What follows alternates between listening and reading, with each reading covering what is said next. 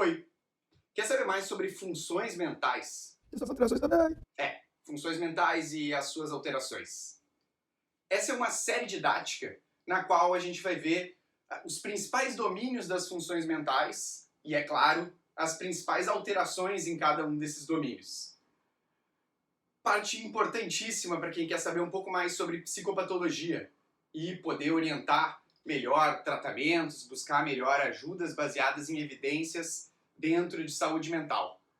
Quer saber mais sobre isso? Segue aí, vai ser uma série de vídeos para explicar um pouquinho melhor para vocês. Eu sou o Breno, psicólogo, pesquisador e professor de psicologia. Saco Plinca PJ, uma série didática sobre as funções mentais, o exame do estado mental e as principais alterações em psicopatologia. Uma série em episódios curtos, mesmo que sobre algo importante, sempre diretos e com direito a spin-offs. O nosso primeiro episódio é uma introdução às funções mentais. E já vale a pena vocês saberem de outros nomes?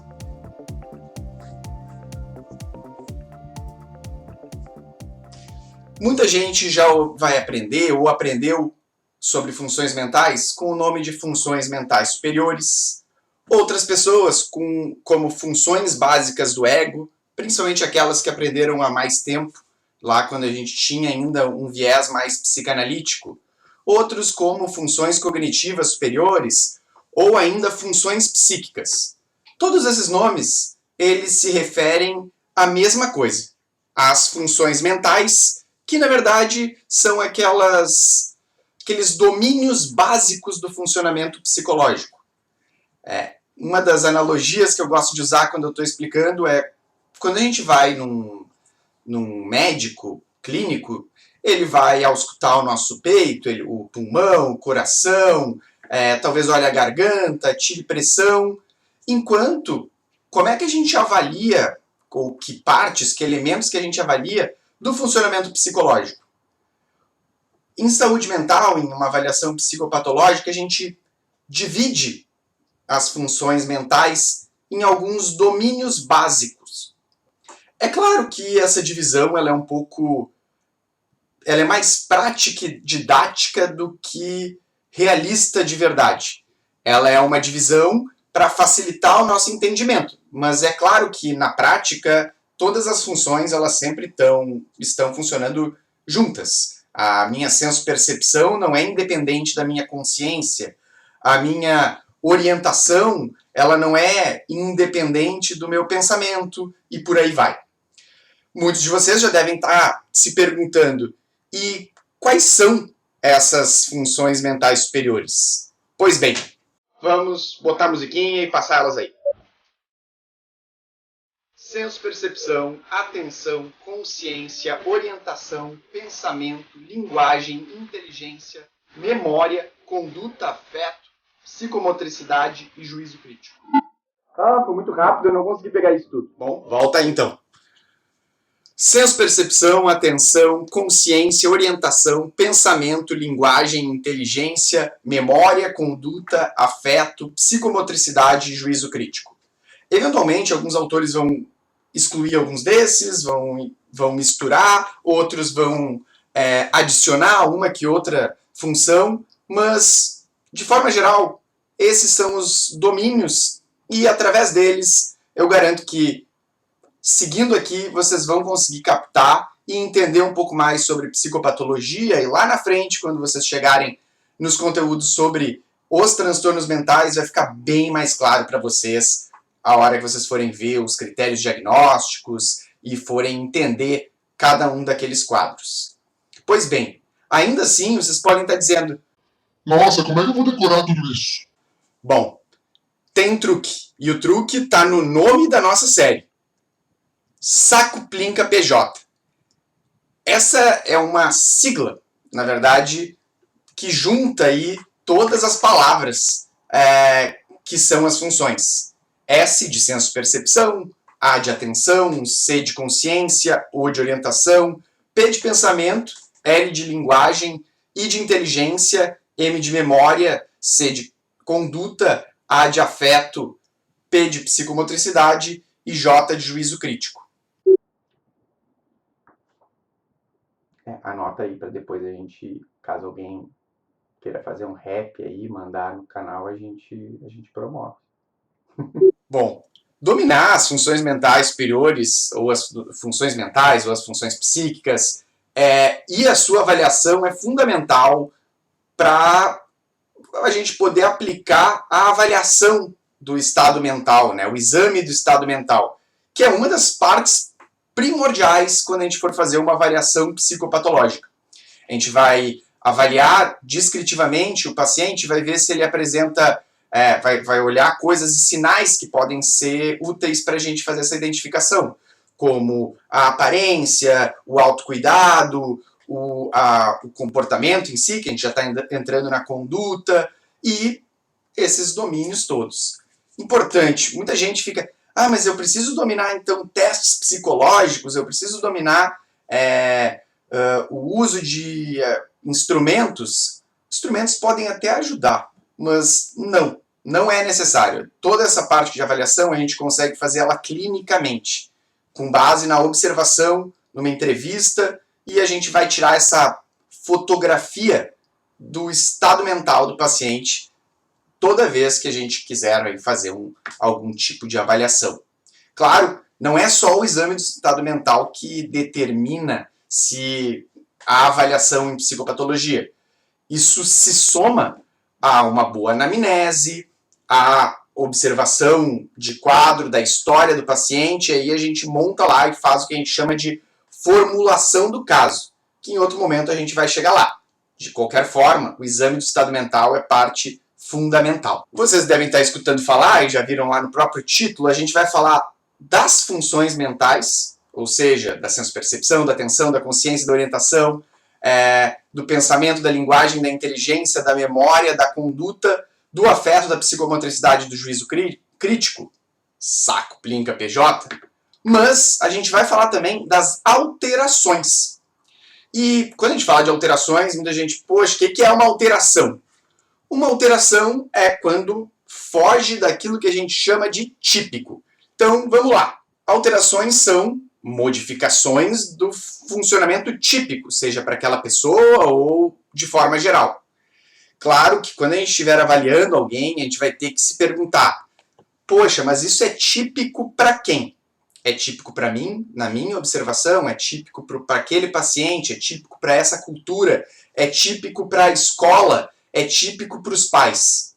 A gente vai ter que fazer uma avaliação, e aqui está um dos grandes desafios da avaliação em psicopatologia, que a gente vai considerar tudo isso para poder fazer essa avaliação. E ainda assim vai ser difícil.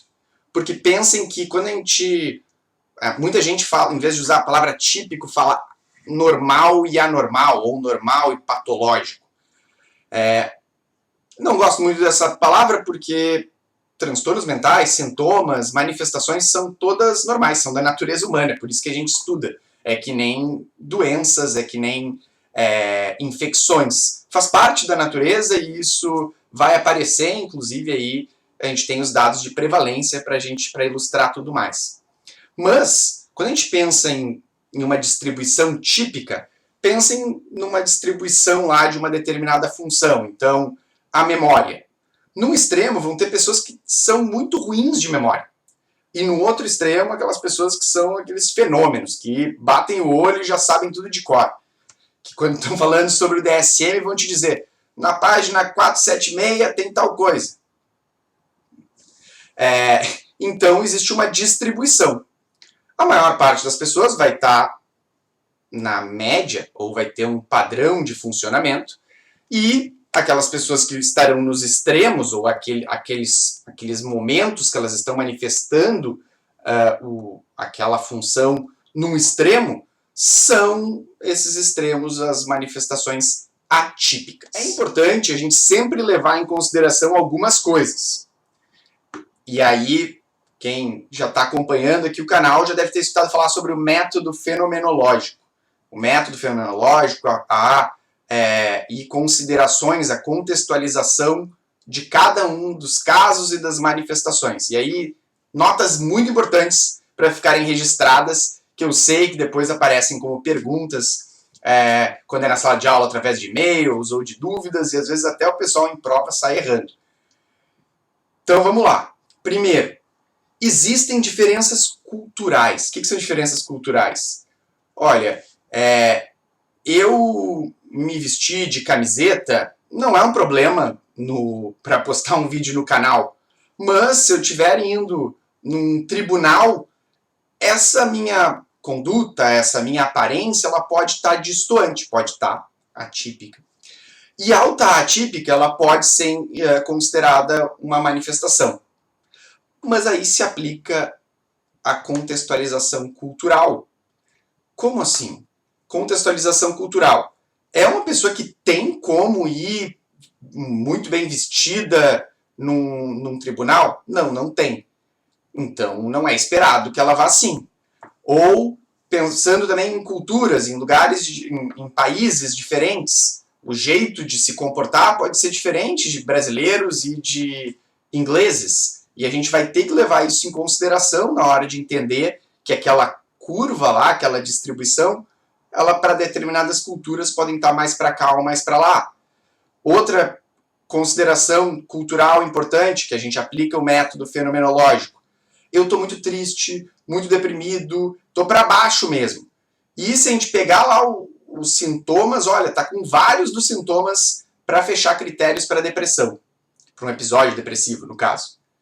Mas eu recentemente posso ter tido uma perda. Então eu, na verdade, estou manifestando isso. Eu sim, foge do meu típico, mas o nome disso é luto. E aí, claro, na hora de fazer a formulação do caso, a gente vai incluir esses detalhes. Também é importante a gente considerar o desenvolvimento. Não é esperado que uma criança esteja falando como uma pessoa já adulta que teve um desenvolvimento típico. Então, sempre é importante a gente considerar se aquela manifestação que a gente está ali descrevendo, se ela não tem causas. E isso principalmente vai entrar na formulação do caso. Outra coisa importante. Poxa, mas essa pessoa, a gente diz lá, ela está alucinando, ela está escutando coisas ou vendo coisas que na verdade não estão ali. Ou sentindo cheiro, gosto, algo correndo no corpo. O que é isso? É uma alucinação? É uma alucinação. Tá, mas e se a pessoa usou drogas? E a droga pode causar isso? Deixa de ser uma alucinação? Não, continua sendo uma alucinação. Quando a gente estiver na frente daquele caso, a gente vai ver. Isso é uma alteração de uma função mental superior. Ou de uma função mental, ou de uma função psíquica, ou de uma função básica do ego. Isso é o que eu estou identificando. Muito bem. Agora, quando eu usar essa informação para aplicar ela dentro de um caso, eu vou considerar essa pessoa, isso é um sintoma que pode ser lá de uma esquizofrenia, de um transtorno psicótico breve. Olha, a pessoa, antes desses sintomas começar, muito pouco tempo antes, ela tinha usado uma determinada substância que tem esse potencial. Bom, então, na verdade, quando eu for lá formular o caso e for construir a minha hipótese para depois poder tentar chegar num diagnóstico, eu vou considerar que a possibilidade disso ser sintoma de uma intoxicação ou ser um quadro induzido é importante. Mas, para além de tudo isso, no exame do estado mental eu vou incluir lá a alucinação. Essas identificações das funções mentais superiores são parte do processo semiológico que a gente vai utilizar para poder avaliar cada um dos casos. Dito tudo isso, funções mentais superiores, então, são esses domínios do funcionamento psicológico os quais a gente observa para poder fazer uma avaliação do estado de alguém. Considerações importantes, essas divisões elas são mais para nos ajudar do que divisões que de fato sejam independentes. A gente já sabe que as funções elas não são independentes umas das outras. As funções todas, saco, plinca, PJ, senso, percepção, atenção, consciência, orientação, pensamento, linguagem, inteligência, memória, conduta, afeto, psicomotricidade e juízo crítico. Saco, plinca, PJ. Alterações são manifestações em cada um desses domínios que fogem um pouquinho, ou muito, do funcionamento típico. A gente vai usar a identificação dessas alterações para fazer o exame do estado mental. E, com base nisso, a gente vai poder tentar buscar lá, aplicar o método semiológico e, então, se for o caso, até a gente conseguir chegar num diagnóstico de um possível transtorno mental para cada um dos pacientes. Não se preocupem e lembrem-se, ter uma alteração não quer dizer que tem um transtorno mental. É natural a gente ter alterações das funções mentais superiores até ao longo de cada um dos nossos dias. Pensem, por exemplo, alterações da consciência, sono. Sono é normal a gente ter todos os dias, né? Então, a gente vai ter aí alterações naturais das funções mentais superiores que não necessariamente implicam em um quadro. Na nossa série, a gente vai começar a ver cada uma dos diferentes domínios e alterações de cada um desses domínios. Se quiser, segue aí, acompanha nos vídeos, tendo dúvidas, me escreve, comenta, que a gente vai passar por todas as funções mentais e vai ver várias das alterações. Eu sou o Breno, qualquer coisa é só me procurar, que eu estou aí para levar um pouco mais de conhecimento em psicopatologia baseado, né, na ciência para vocês. Tchau, tchau, pessoal.